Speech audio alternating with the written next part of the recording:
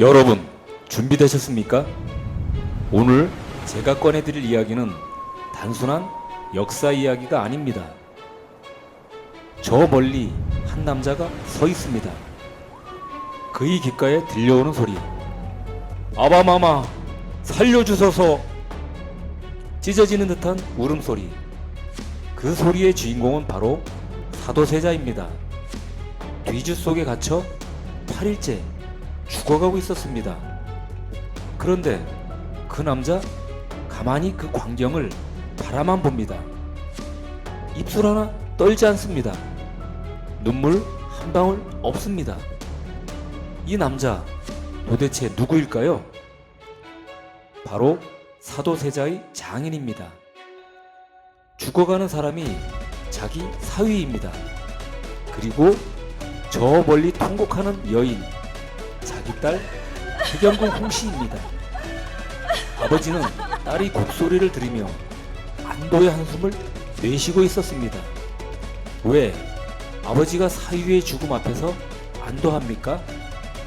왜 딸의 눈물을 보면서도 움직이지 않습니까? 오늘 그 답을 드리겠습니다. 실록이 숨겨온 그날의 진실, 지금 바로 공개합니다. 자, 처음부터 가겠습니다. 홍봉한, 1713년생, 노론의 핵심 가문 출신, 학식이 깊고 처신이 바르기로 이름난 인물. 겉으로 보면 흠잡을 데 없는 사대부였습니다. 그런데 1744년 하늘이 그에게 기회를 줍니다. 그의 딸이 왕세자빈으로 간택됩니다. 바로 훗날의 해경궁 홍씨. 이때 딸의 나이 고작 10살이었습니다. 여러분, 내 딸이 왕실로 간다면 어떻겠습니까? 기쁘시겠습니까? 아니면 두렵고 안타깝겠습니까? 보통 아버지라면 잠 못 이루는 밤이 시작되겠지요. 그런데 홍봉한은 달랐습니다. 그의 눈에 타오른 것은 눈물이 아니었습니다. 야망의 불꽃이었습니다. 10살짜리 딸을 왕실에 들여보내며 홍봉한이 머릿속에 그린 그림은 하나였습니다. 이제 홍씨 가문이 조선을 움직인다. 딸은 사랑의 대상이 아니었습니다. 가문을 살찌울 씨앗이었던 겁니다. 이런 부모 오늘날에도 있지 않습니까? 자식의 인생을 자기 꿈의 대리 실현판으로 삼는 부모. 자식이 힘들다고 해도 참아라, 이게 다 너를 위한 거야 라고 말하는 부모. 해경궁 홍씨의 인생이 딱 그것이었습니다. 홍봉한, 처음에는 사도세자를 적극 지지합니다. 사위가 잘돼야 딸이 잘되고 딸이 잘돼야 가문이 빛나니까요. 그런데 세자의 병이 깊어지기 시작합니다. 점점 이상한 행동들이 나타납니다. 궁궐 안에 흉흉한 소문이 돌기 시작합니다. 바로 이 순간 홍봉한이 달라집니다. 슬그머니 거리를 두기 시작합니다. 영조의 눈치를 살피기 시작합니다. 세자와 함께 가라앉을 것인가, 아니면 지금 배에서 내릴 것인가. 그 선택의 순간이 다가오고 있었습니다. 마침내 그해 여름이 옵니다. 역사는 그 해를 임오화변이라 기록합니다. 그런데 실록 어디에도 홍봉한이 세자의 죽음을 막으려 했다는 기록은 없습니다. 그 침묵이 오늘 이야기의 핵심입니다. 홍봉한은 과연 무엇을 선택했을까요? 그리고 그 선택의 대가는 무엇이었을까요? 지금부터 홍봉한의 민낯을 보여드리겠습니다. 자, 그날로 들어갑니다. 1762년 윤 5월 13일, 영조가 사도세자를 창경궁 휘령전으로 불러들입니다. 분노에 찬 임금의 목소리가 궁궐을 울립니다. 세자를 패하여 서인으로 삼노라. 그리고 뒤주가 등장합니다. 가로 세로 겨우 한 평 남짓한 나무 괴짝. 사도세자는 그 안으로 들어가야 했습니다. 28의 나이에 뜨거운 여름 햇빛 아래 못이 박힌 뚜껑이 닫혔습니다. 그런데 여러분 주목하십시오. 홍봉한 그 자리에 있었습니다. 사위가 뒤주에 갇히는 그 순간을 지척에서 목격했습니다. 그는 무엇을 했습니까? 아무것도 하지 않았습니다. 단 한마디도 하지 않았습니다. 영조의 눈치를 보며 그저 멍하니 서 있었습니다. 손등의 핏줄 하나 솟구치지 않았습니다. 입술 한 번도 깨물지 않았습니다. 그 고요함이 가장 소름 돋는 장면입니다. 들어보십시오. 홍봉하는 분명히 막을 수 있었습니다. 당시 그의 위세가 얼마였습니까? 노론의 핵심 중 핵심, 영조의 신임을 한몸에 받던 외척 가문의 수장. 한마디만 했어도 역사가 달라졌을 수 있습니다. 그런데 왜 침묵했겠습니까?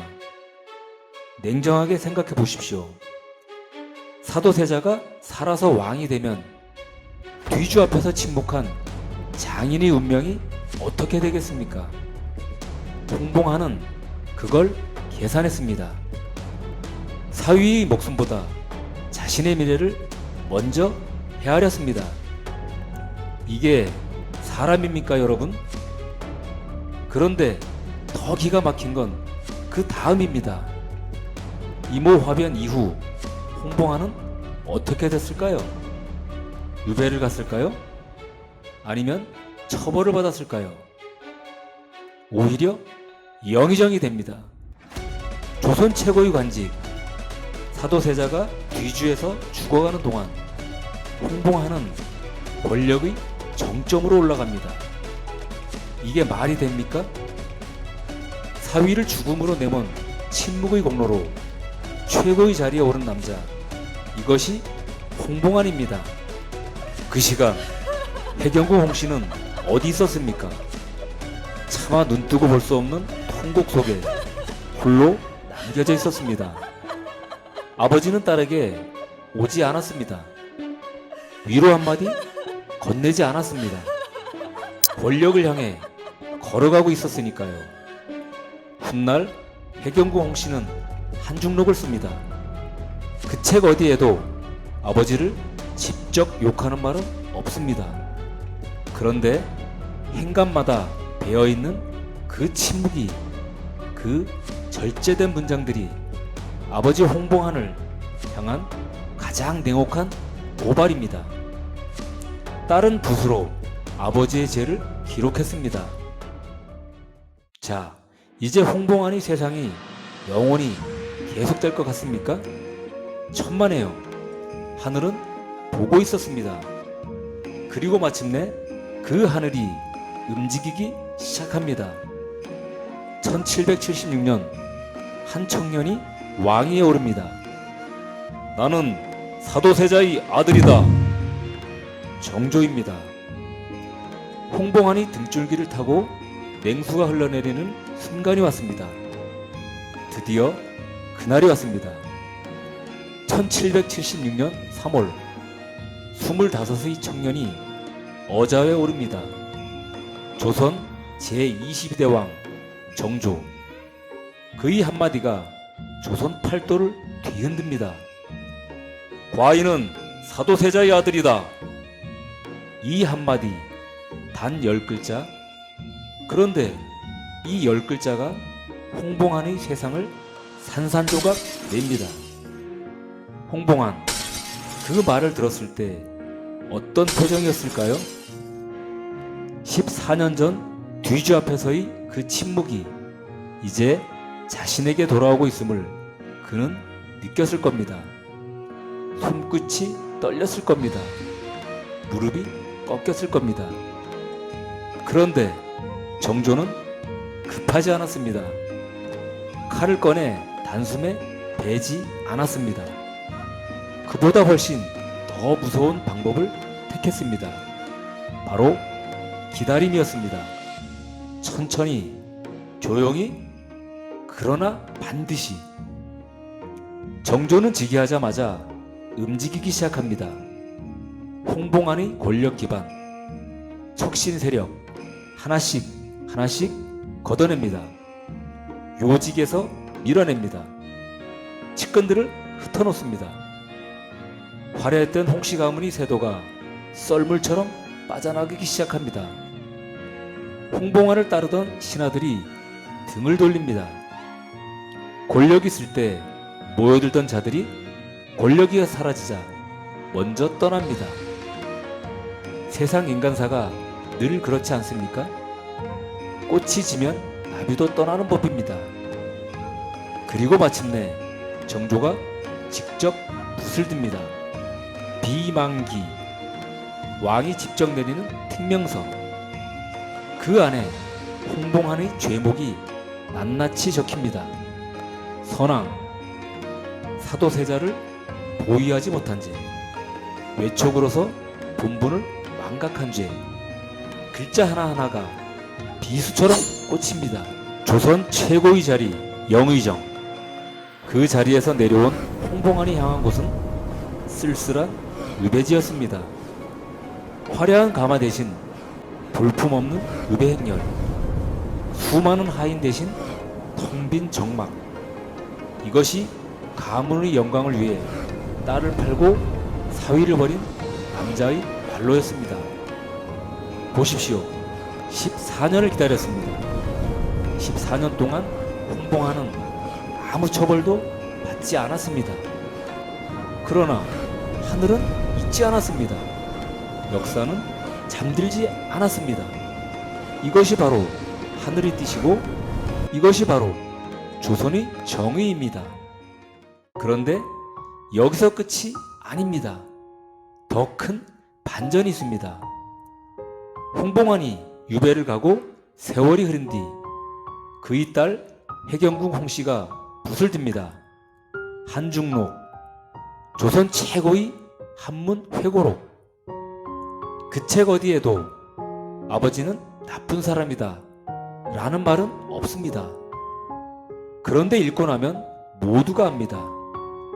절제된 문장들 사이사이에 해경궁이 삼킨 눈물이 보입니다. 참아 쓰지 못한 원망이 보입니다. 아버지를 향한 침묵의 절규가 들립니다. 홍봉안은 아마 몰랐을 겁니다. 자신이 그토록 아꼈던 가문의 혈육이 훗날 자신을 역사에 영원히 새겨놓으리라는 것을. 야망의 화신으로, 가장 비겁한 아버지로. 생각해 보십시오.